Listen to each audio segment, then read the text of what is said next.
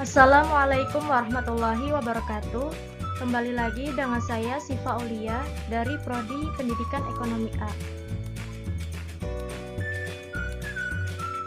Di video kali ini kita akan membahas mata kuliah pengatur akuntansi dengan dosen pengampu yaitu Ibu Desi Arigawati MSI. Di video kali ini kita akan membahas bab 1 yaitu pengatur akuntansi dan bisnis.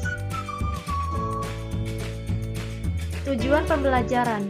Yang pertama yaitu menguraikan karakteristik sebuah perusahaan. Yang kedua, menguraikan peran akuntansi dalam perusahaan. Yang ketiga, menguraikan pentingnya etika bisnis dan prinsip-prinsip dasar perilaku yang etis.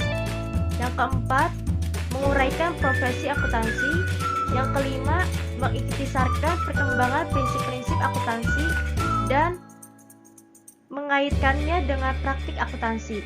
Yang keenam, membuat persamaan akuntansi dan menjelaskan setiap unsur dalam persamaan tersebut.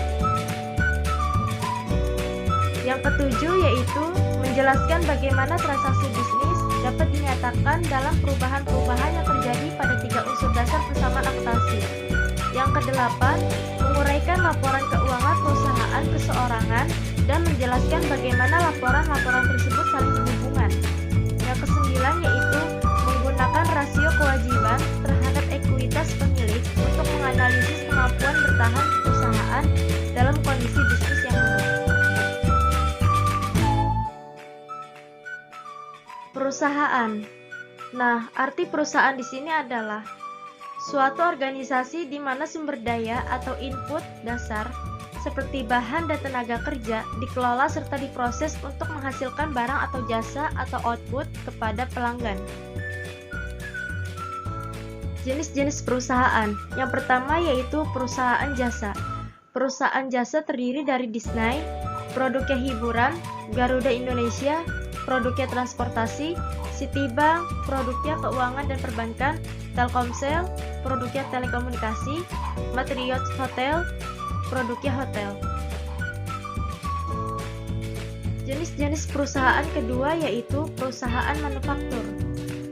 Terdiri dari Honda, produknya mobil dan motor, Boeing, produknya pesawat terbang, Intel, produknya komputer, Sony, produknya barang elektronik, Nike, produknya sepatu dan pakaian olahraga, Coca-Cola, produknya minuman. Yang ketiga yaitu perusahaan dagang. Terdiri dari Aeon, produknya barang kebutuhan sehari-hari, Electronic City, produknya barang-barang elektronik, Lazada, produknya buku, CD, dan produk-produk lainnya melalui internet, Lunch End, produknya pakaian, Kids Station, produknya mainan. Jenis-jenis organisasi perusahaan ada 3. Yang pertama yaitu perusahaan perseorangan, yang kedua persekutuan, yang ketiga korporasi atau perseroan terbatas atau PT. Perusahaan perseorangan dimiliki oleh perorangan. Keunggulannya yaitu kemudahan pengaturan, biaya pengelolaan yang rendah. Kelemahannya yaitu sumber daya keuangan yang terbatas, kewajiban yang tidak terbatas. Persekutuan dimiliki oleh 2 atau lebih individu. Keunggulannya yaitu sumber daya keuangan yang lebih besar dibandingkan dengan perusahaan perseorangan. Tambahan keahlian manajemen. Kelemahannya yaitu kewajiban yang tidak terbatas. Korporasi dibentuk berdasarkan peraturan pemerintah sebagai badan hukum yang terpisah.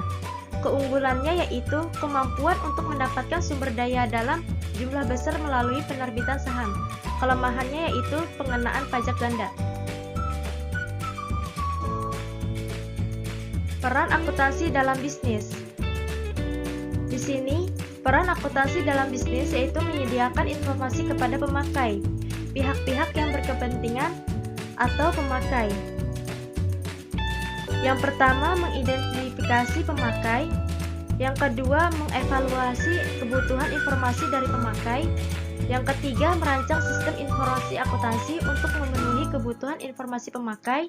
Yang keempat, mencatat data ekonomi mengenai kegiatan usaha atau hal-hal yang telah terjadi pada perusahaan. Yang kelima, menyiapkan laporan akuntansi untuk memakai. Profesi akuntansi. Akuntan yang bekerja pada perusahaan bisnis atau organisasi nirlaba disebut dengan akuntan swasta. Akuntan dan stafnya yang memberikan jasa akuntansi berdasarkan honor disebut sebagai akuntan publik. Prinsip-prinsip akuntansi yang berlaku umum. Yang pertama yaitu konsep entitas usaha. Konsep ini mengharuskan agar aktivitas usaha dicatat secara terpisah dari aktivitas pihak-pihak yang berkepentingan. Yang kedua yaitu konsep biaya. Konsep biaya adalah dasar untuk mencatat harga pertukaran atau biaya akuisisi dalam catatan akuntansi. Yang ketiga yaitu konsep objektivitas. Konsep ini mengharuskan agar catatan dan laporan akuntansi didasarkan pada bukti yang objektif. Yang keempat yaitu konsep unit pengukuran.